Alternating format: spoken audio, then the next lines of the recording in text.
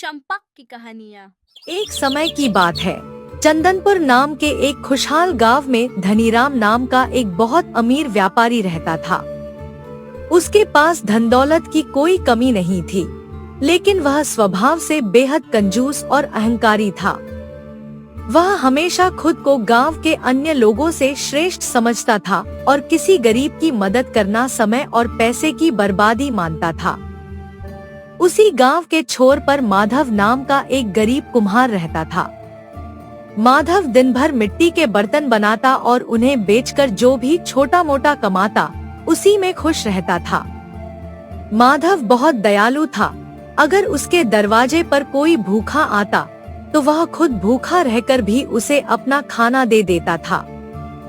एक दिन गांव में एक बहुत बड़ा साधु का आगमन हुआ। गांव के सभी लोग उनके दर्शन के लिए उमड़ पड़े। धनीराम भी अपनी अमीरी का रौब दिखाने के लिए कीमती रेशमी कपड़े पहनकर और सोने की थाली में 56 भोग लेकर साधु के पास पहुंचा।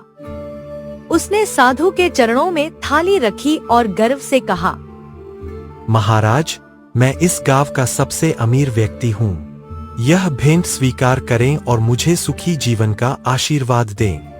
साधु ने मुस्कुराते हुए थाली को एक तरफ रख दिया और कुछ नहीं बोले। तभी वहां माधव भी पहुंचा।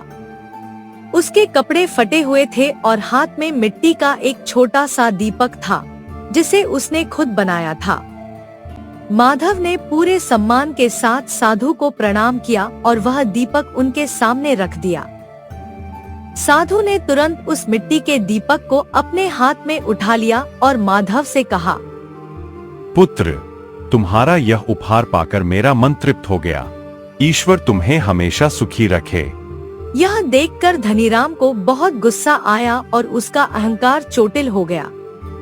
उसने नाराजगी भरे स्वर में साधु से पूछा, महाराज, यह कैसा न्याय है?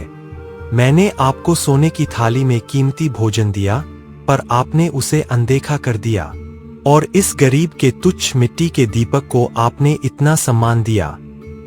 साधु ने शांत भाव से धनीराम की ओर देखा और कहा, धनीराम, तुमने जो भोजन मुझे दिया वह तुम्हारी संपत्ति के एक बहुत छोटे हिस्से से आया है, और उसे देने में तुम्हारी श्रद्धा नहीं बल्कि तुम्हारा अहंकार झलक रहा था।